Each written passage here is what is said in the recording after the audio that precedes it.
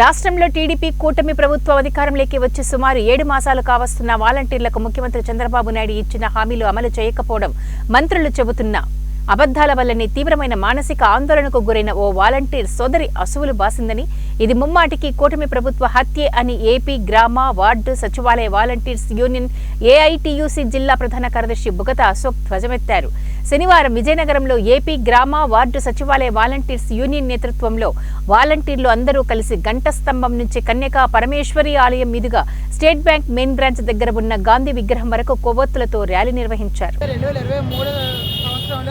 మాకు ఉగాది కానుకగా 5,000 జీతం మీకు ఏం సరిపోతుంది వాలంటీర్లకి, మేము అధికారంలోకి వస్తే మీకు 10,000 జీతం ఇస్తామని చెప్పారు, మీకు ఉద్యోగ భద్రత కూడా కల్పిస్తామని సరి చంద్రబాబు నాయుడు గారు హామీ ఇచ్చారు. ఆ హామీ ఇచ్చిన ప్రకారమే కూటమి ప్రభుత్వం అధికారంలోకి వచ్చింది. అధికారంలోకి వచ్చిన మాకు 7 నెలలు అయినా జీతాలు పడలేదు. సరికదా ఉన్ని జీతాలు 5,000 అయినాయి సరికదా, మరి జీతాలు పెంచుతామని మాట కూడా ఏమి మా గురించి ప్రసక్తి ఎత్తట్లేదు ప్రభుత్వం.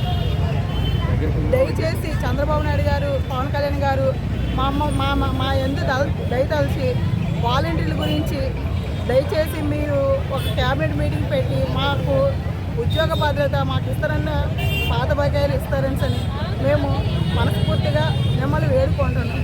మొన్న ఇదే విషయం కింద అదే మంత్రిమండలి సమావేశంలో దోల వీరాంజనేయ స్వామి గారు అంటే ఈ గ్రామ వార్డు వాలంటీర్కి అతను మంత్రి గారు, ఆ మంత్రి గారు ఏంటంటే వాలంటీర్ వ్యవస్థే లేదు, ఈ వ్యవస్థకి రెన్యువల్ లేదు, ఈ వ్యవస్థ నిర్వీర్యం అయిపోయిందనే మాటలకి మొన్న ఇటువంటి ఇక్కడ మా తోటి వాలంటీర్ ఆ మాటలు విని తను అంటే కొంచెం ఆయన మనస్తాపం చెంది తనకు హార్ట్ అటాక్ లాగా వచ్చి చనిపోయింది. ఇలాగే చాలామంది చనిపోవడం గట్రా జరుగుతుంది. దయచేసి ఆడబిడ్డలు ఎటువంటివన్నీ జరగకుండా చూడాలని సీఎం గారు మేము కోరుకుంటున్నాము. లేడీస్ అందరూ దీనిపైన చాలామంది లేడీస్ ఆ 5,000 జీతం మీద ఆధారపడి వాళ్ళు ఇళ్ళ వర్క్ చేసుకుంటూ ఉండేవారు, వాలంటీర్ వర్క్ చేస్తూ. ఇప్పుడు మమ్మల్ని 2,60,000 మంది